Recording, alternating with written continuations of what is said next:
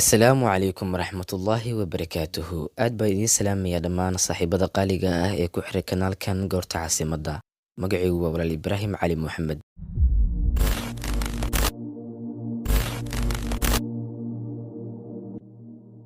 Waqtiga iyo dhalinyarada. Waqtiga iyo dhalinyaradu waa laba mowduuc oo midna midka kale gaarkiisa haddii looga hadlo la soo koobi karin faa'iidada iyo muhiimadda ay u leeyihiin nolosha.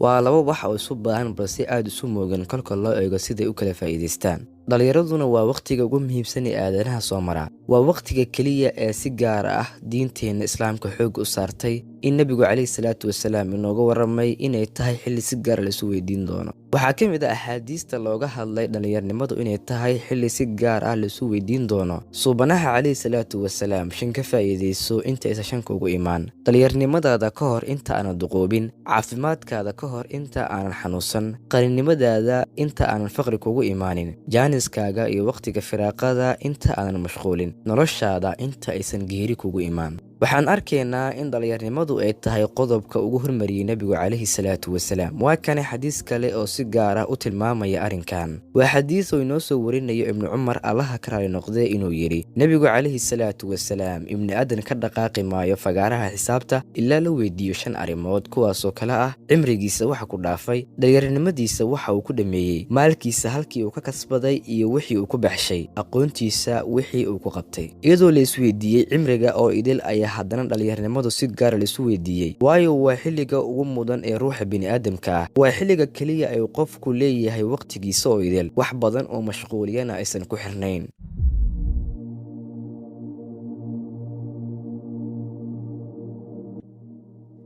sidoo kale waqtigu wuxuu ahaa wax agtooda qiimo ka leeyahay dadkii hore ee wanaagsanaa.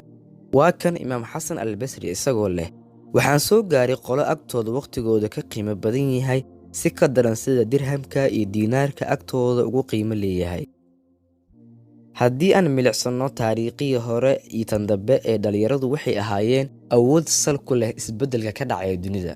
Ka soo bilow diinteena dadkii uga gaaray Nabiga calayhi salaatu wasalaam garab istaagay ee dhabarka u ritay wax walba dhibaato ah waxay ahaayeen dhalinyaro. Kadib dhimashadii Nabiga calayhi salaatu wasalaam gaarsiiyey dunida 25 sano wax ka yar diinta Islaamka. dhalinyarada aan ka tilmaami karo taariikhahnimada Islaamka waxaa ka mid ahaa saxaabigii Sayd bin Xaaris. 13 jir buu ahaa markii uu ka mid noqonayay saxaabadii Nabiga calayhi salaatu wasalaam Qur'aanka u qori jirtay. wuxuuna ahaa ruuxii Nabigu calayhi salaatu wasalaam u diray inuu barto luuqadda Siiriyaaniga iyo Cirbiga. Muddo koobanna waa uu ku soo bartay. Waxaa ka mid ahaa Maxamed al-Faatix maalinkii uu furinayay Istanbul, Barsandiyiintana uu kala wareegay wuxuu jiray 22 sano. wuxuuna noqday hogaamiyihii helay bishaaradii Nabiga calayhi salaatu wasalaam. dhanka kale markaan u laabanno taariikhda casriga ah ee dunida horumartay ee aan maanta marayno, wixii isbeddelkooda dhidibada u taagay waxay ahaayeen dhalinyaro waqtigooda ka faa'iidaystay. dhammaadka kotomeeyadii iyo bilowga lixdameeyadii waxay ahayd xilliyadii ay xargaha goostay kacdoonno ay arday dhalinyaro ah hormuud u ahaayeen, kana dhashtay dalalka Jarmalka, Mexico, Faransa, Mareykanka, China, Talyaaniga iyo wadamo badan oo hanti wadaag u horkacayay.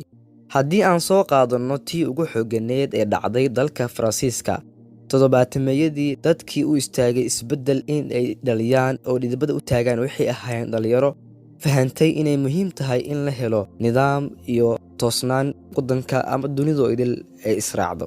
kacdoonka wixii ka dambeeyey waxaa lagu baraarugay dhalinyaradu inay tahay halis aan la dhayalsan karin, isla markaana waxaa lagu dejiyey nidaam looga hortagi karo iyo in laga mashquuliyo siyaasadda iyo isbeddelka ay hormuudka u ahaan jireen, isla markaasna waqtigooda loogu dili karo. ha ahaato nidaam waxbarasho oo qofku ku foraaro inta ugu muhiimsan cimrigiisa 20 ilaa 30 sano. kubadda cagta iyo fanka oo dhan walba laga hormariyey. si dadbanna waxaa lagu sheegay dunidooda inay tahay dunidaas marna waxbarasho oo aan haba yaraatee baacsan ama arrinkeedu jirin, iyo sidoo kaleeto in lagu mashquuliyo dhalinyarada kubadda cagta ee muusikada musalsalo si loogu mashquuliyo dunida waxyaabaha ka dhacayo isbeddel ah.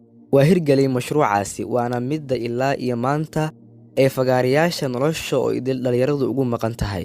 waqtigooda si kasta ay u dili karaanna falkeeda ay hayaan.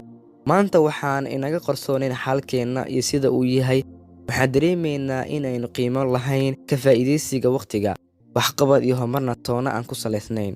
waa arrin halisteeda leh, waayo haddii ay dhallinyaradu waqtigooda aysan ka faa'iidaysan, wuxuu noqonayaa cadow ku mashquuliya wax walba oo ay rabaan inay gaaraan ama ay ka xaqiijiyaan. ugu dambeyn waqtigu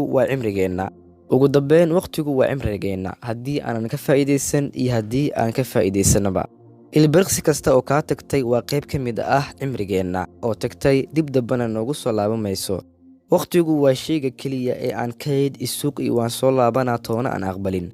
dhallinyaranimadun waa gooruu qofku qabsan karo wax walba oo qorshaysto, haddii uu dhaafana in ay tahay shalayto oo weligiis ka shalay doono. asalaamu calaykum waraxmatullaahi wabarakaatu.